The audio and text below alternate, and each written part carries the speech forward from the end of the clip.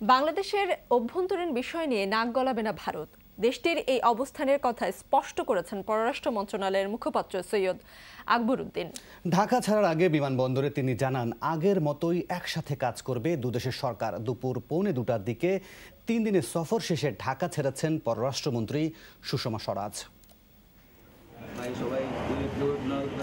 ঢাকা সফরের শেষ দিনের কর্মসূচি শুরু হয় পূজা অর্চনার মধ্য দিয়ে।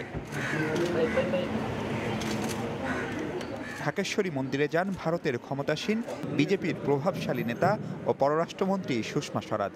কথা বলেন সাম্প্রদায়িক সম্প্রীতি আর দুদেশের মানুষের অভিন্ন সংস্কৃতি নিয়ে। तरह तरह के बॉन्ड्स होते हैं, कुछ पॉलिटिकल बॉन्ड्स होते हैं, कुछ कल्चरल बॉन्ड्स होते हैं, कुछ रिलीजियस बॉन्ड्स होते हैं। তারপর একাধিক বৈঠক। সবশেষ বৈঠক বিরোধী দলীয় নেতা রওশন এরশাদের সাথে।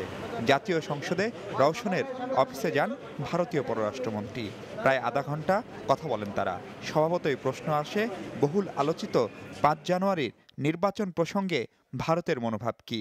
বিরোধী দলীয় নেতা জানালেন, এসব প্রসঙ্গই আসেনি আলোচনায়। পাওয়ার সেক্টর বলছে আমাদের পাওয়ার সেক্টর আমাদেরকে হেল্প করতে, আমাদের কি বলে হেল্প এন্ড কোঅপারেশন করতে, যাতে আমরা পাওয়ার সেক্টরটা বিল্ড আপ করতে পারি। রাজনৈতিক পরিস্থিতি নিয়ে কোনো আলোচনা ম্যাডাম 5 জানুয়ারি নির্বাচন না কোনো আলোচনা হয়নি।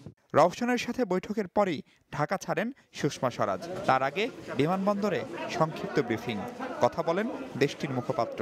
প্রশ্ন আসে, শেখ হাসিনা সরকারের পুরো মেয়াদেই ঢাকার পাশে নয়াদিল্লি থাকবে কিনা। Governments work with governments.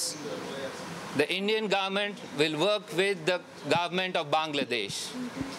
All other issues internal to Bangladesh will need to be addressed and resolved by the people of Bangladesh. পাশাপাশি দ্বিপাক্ষিক সম্পর্ক আরও এগিয়ে নিতে নরেন্দ্র মোদীর সরকার কাজ করছে বলেও জানান তিনি।